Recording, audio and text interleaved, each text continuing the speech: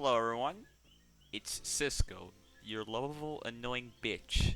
And today, we're gonna be playing RWBY Fan Games, or RWBY Fan RPGs. Now you're probably wondering why I'm doing this. It's because I got bored. And I ran out of video ideas, so this is the first thing that came up in my head. So the idea for like a RWBY video game, it's not a bad one. An RPG too, that sounds like a great idea, but when you give it to the fans, you get some pretty questionable results. Now there was the Ruby Grim and Crips game, but that game left a lot to be desired.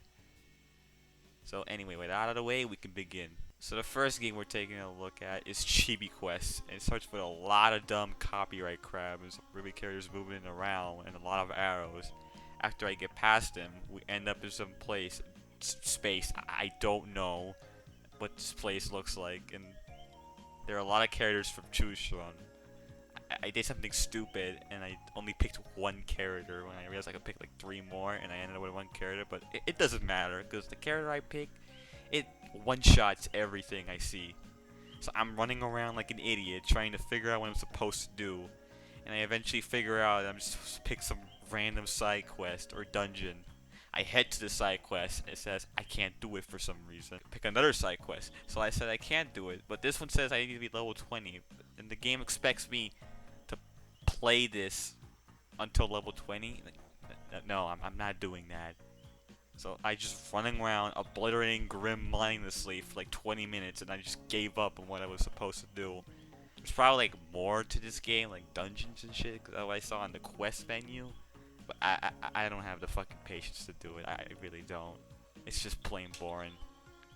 So the next game we have here is RWBY: A Journey Begins, and I'm already confused.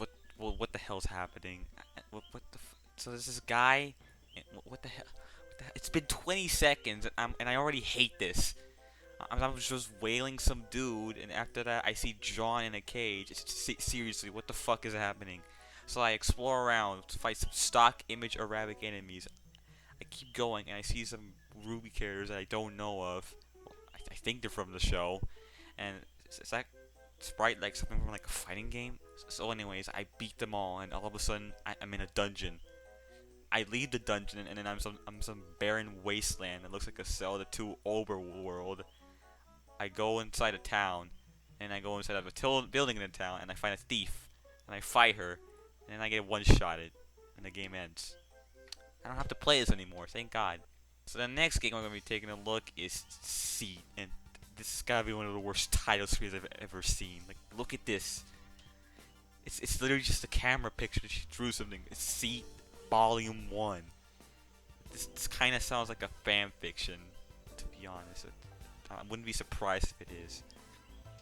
The game starts off with some girl going in some. Oh, for fuck's sake, it's a bootleg. Seriously, it is. It's just some plot too. So instead of fighting Grim, we're fighting skeletons. And is that supposed to be bootleg Yang? And then there's some other girl that kills these Plantera looking enemies. And then after that, she fights some hornets. And then meets up with this Yang bootleg. And the other bootlegs all of a sudden are fighting a dragon. What the fuck? Why are we just fighting a dragon for? We end up from fighting skeletons, a dragon, and then we hurt the dragon. I mean, it looks like we killed it, but then it just runs away like a pussy. And then we just keep going, blah blah blah, and then we find a dragon again while Red Like Rose is playing in the background, and then we kill the dragon, and it's all the same from there. It's gotta be one of the most unoriginal fan games I've ever played. At least change the structure to make it look original. I know it's the exact same structure like the show. Like it's like they weren't even trying with this one. They just did the exact same thing and gave it a little bit of a coat of paint. Fuck, I could do better. That's not Ruby Rose. That's QB Pose. She's got all the moves of Maka, Gordio, Blake, Eltnum, and Cold Steel the Hedgehog. Alright, I saved the best for last. So here we have Veil of Darkness, the best game out of the bunch. So the game starts off with you creating your character. I just picked Blue and default name. And we end up in some house where we meet our dad, and then he asks you to get food. You do that, and then you go to him, and you give him the food, and then he asks you to head to the forest to see if it's safe with no Grim.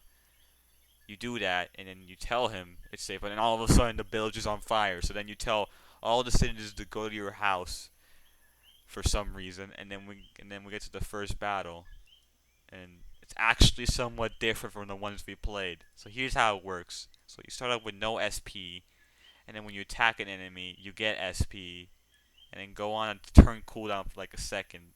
So it's like playing who kills each other quicker first. It's different enough to differentiate from the other games that we looked at. So after saving all the citizens, some guys show up to tell us that we should go to the Beacon Academy and become a hunter. I say yes, obviously, and we end up at a night cutscene where the first episode cutscene from the first episode of RWBY plays, and I'm destroying a ship with two other people, which I do. And then I'm in. I'm gonna shit. Oh, it's just RWBY, but on a player's perspective. It's. You know what? I'll pick this any day over C, because at least it's using the structure from the actual show. It's not just stealing it and making it of its own. So then we just end up outside of the ship, where Weiss is being a little bitch to Ruby, and then we talk to her to make her feel better. And what is there like social links in this game? That's odd.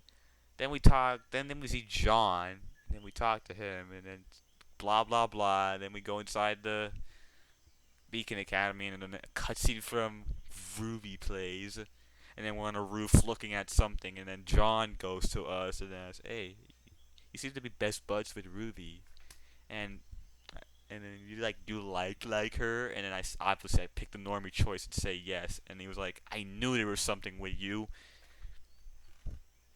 I know there's something with you too." That's just sounds like fan fiction, to be honest. So then the next day we end up in a forest fighting Grim, and the exact same structure, and I kind of lost patience for like 20 minutes, and that's where it ends. Hey, if I played this more, I could probably like fuck Ruby or something, or max out someone's social link.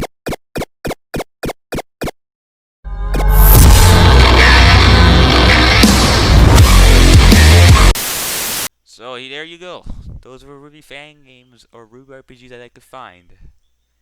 Alright, it sounds like I'm shitting on these people, which I am, but like, they probably put a lot of effort into this, which I respect.